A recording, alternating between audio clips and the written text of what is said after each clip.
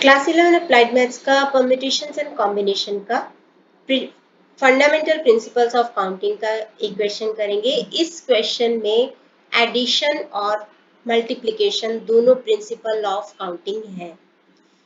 There are 21 towns in district connected by railways.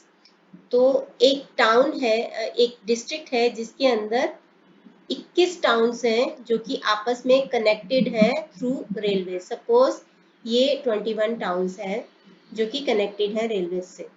तो find the number of tickets required by the railways so that a passenger can travel from one town to another. तो आपको बताना है कि कितने number of tickets चाहिए railways को ताकि एक पैसेंजर एक टाउन से दूसरे टाउन पर ट्रेवल कर सके। सबसे पहले सपोज कि उसको ये 21 टाउन्स हैं जो कि कनेक्टेड है, तो इनमें से एक पे जाना है, फिर उससे किसी दूसरे टाउन में जाना है। तो यहाँ तक जाने के, क्योंकि यहाँ पे 21 टाउन्स हैं, तो उसके पास 21 वेज हैं। वो इनमें से किसी में भी जा सकता है, या तो इस पे जा सकता है या तो इस पे जा सकता है। जब भी और वाली सिचुएशन होती है तो वहां पे लगता है addition theorem of counting, addition principle of counting. और जब भी एंड वाली सिचुएशन होती है वहां पे लगता है मल्टीप्लिकेशन प्रिंसिपल ऑफ काउंटिंग। तो इनमें से किसी में भी जा सकता है। पहले सबसे पहले तो उसके पास 21 वेज है। तो पहले आप लिखोगे कि number of ways of choosing one town, जहां से उसको ट्रेवल करना है, तो 21 है।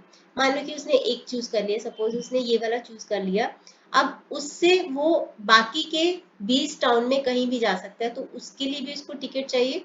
तो number of ways of travelling to another town is 20। क्योंकि 20 ऑप्शन है तो एक तो या तो करके 20 ऑप्शंस है, तो 20। अब उसको एक टाउन पे जाना है, उससे किसी दूसरे टाउन पे ट्रेवल करना है, एंड उसके एक टाउन पे जाना है एंड उसको दूसरे टाउन में ट्रेवल करना है। तो यहाँ पे लग जाएगा मल्टीप्लिकेशन प्रिंसिपल ऑफ काउंटिंग।